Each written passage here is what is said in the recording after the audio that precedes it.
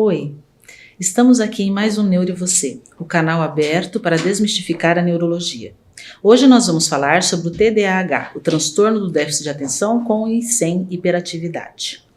Muitas vezes as mães chegam no consultório do neurologista infantil com a queixa de que seu filho é extremamente agitado ou disperso. Essas crianças em geral têm 3, 4 anos e a queixa da mãe é que eles são terríveis, são muito agitados, não param um minuto, não mantêm o foco de atenção no brinquedo, liga a televisão e corre para um lado, pega um brinquedo, pega outro brinquedo. Então essa é uma queixa comum e as mães se preocupam se essa criança teria ou não TDAH.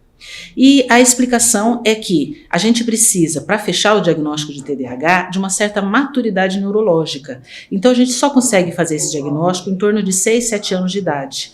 Antes, a grande maioria dessas crianças apresentam esses sintomas e em torno de 6, 7 anos, com amadurecimento neurológico, elas vão ser capazes de melhorar o foco de atenção e se conter, principalmente em sala de aula, para ter um bom aproveitamento pedagógico. Na verdade, a incidência do TDAH é em torno de 5%, independente do continente, da cultura ou da civilização. Então é importante deixar claro que não é falta de limites, não é uma questão de cultura, de educação. Isso é realmente uma desordem neurológica.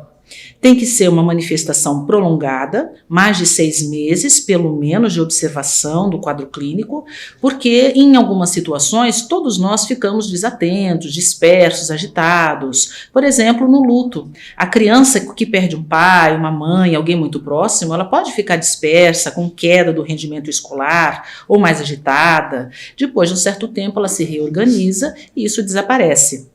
Para a gente falar em TDAH, é importante deixar bem claro que tem que haver prejuízo. Essa criança vai ter prejuízo acadêmico, vai ter prejuízo social. Se não há prejuízo, não estamos falando de desordem neurológica. As formas, as apresentações são a apresentação desatenta e hiperativa impulsiva e a apresentação combinada. São essas 3 apresentações que nós temos, sendo que as crianças podem passar de uma apresentação para outra no transcorrer dos seus momentos.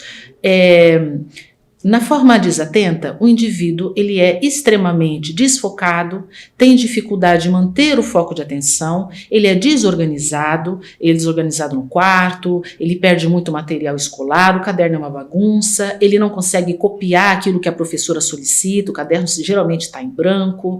São crianças que realmente têm um prejuízo muito importante pedagógico, onde você tem uma grande dificuldade, inclusive, nas provas.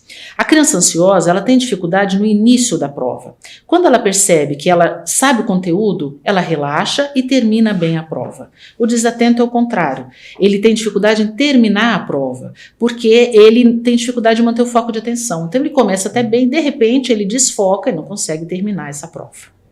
Na forma, na apresentação hiperativa e impulsiva, a gente tem aquela criança que se remexe o tempo todo, que não para quieta na cadeira, que desorganiza a sala de aula porque o tempo todo está levantando, mexendo com um coleguinha, não deixa a professora terminar a pergunta, ele já está respondendo, não dá tempo para o colega responder, ele é muito impulsivo, nas brincadeiras ele sempre tem que ser do jeito dele, então isso tem um prejuízo social muito importante, ele é descuidado, ele se acidenta muito.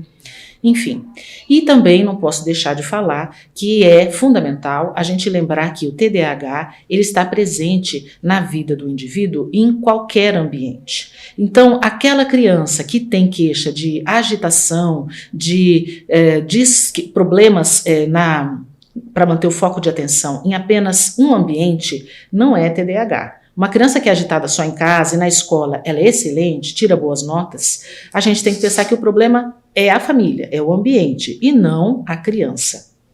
Bom, mais uma vez eu ressalto que o diagnóstico deve ser muito bem feito, a terapia é adequada, com medicação, com psicólogo, com um acompanhamento multiprofissional e o prognóstico dessa maneira vai ser excelente. Obrigada.